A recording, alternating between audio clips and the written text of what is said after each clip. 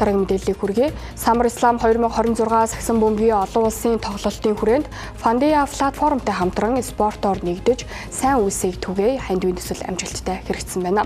За энэхүү төсөл нь спортоор дамжуулан тэгш боломж оролцоо нийгмийн эерэг өөрчлөлтийг дэмжих зорилготой юм.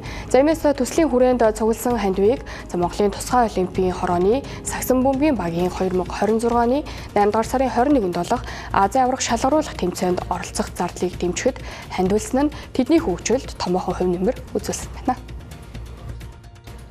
Залуу улс орны нийт хүн амын 3%-ийг хөгжлийн ялгаатай иргэд эзэлдэг. За Монгол улсын хувьд албан бус тоогоор 30 мянган оюуны хөгжлийн ялгаатай иргэн байна гэж үздэг. За эдгээр иргэдэд сурч хөгжих, нийгмийн харилцаанд оролцох боломж хязгаарлагдмал байдаг юм а.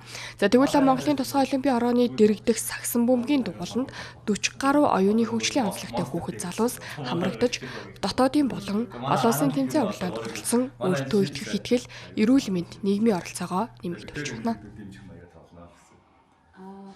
Өөрөөр би сагсаа тоглох аим хоббитэй агаа үтэй өдөр болгон шийдэндээ тэгээд гэрийнхэн гадаа зааланд тэгээд найзуудтай зааланд аваад зааланд тоглоод тэгээд хийж чадахгүй юм байгаа бол тэгээд агаагаас асуугаа юу нь болохгүй нагаа та надад заагаад өгөөс би одоо ингээд тэмцээнд явах гэж байгаа.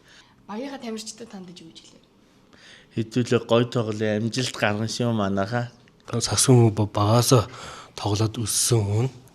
Тэгээд өвөө энэ өөр бөмбөг сонирхолтой тэгэл тоглоод өссөн. Бэлтгэлэг өглөө 9-аас ороо 2 цаг хийдэг. Тэгээд сагсны тамирчинтайгаа хөгдүүдтэй хамт хийдэг.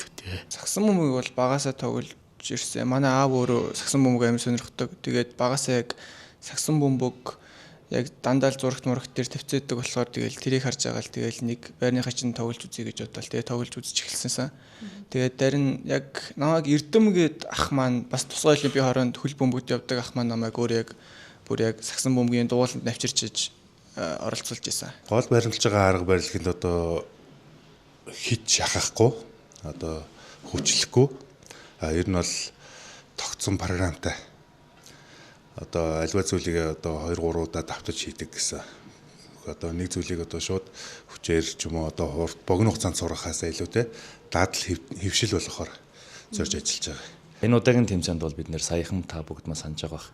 Солонгосын Samsung баг тий Монголын үндэсний дээдлигийн SGS Apps багта нөхөрсөд тоглолт хийсэн. За үүний хүрээнд MTS Argo гэдэг компани за дээрээс нь Фандия буюу санаагаа санхүүжүүлэх гэдэг байгууллагын залуучууд нэгдээд нийгмийн хариуцлага өрөөндөө тусгай олимпийн тамирчдыг дэмжигээд за манай энэ тамирчдын одоо тэмцээн уралдаанд явах замын зардалд нь нэмэр болъё гэд хоёр хүүхдийн замын зардлыг одоо босгож чадсан байгаа.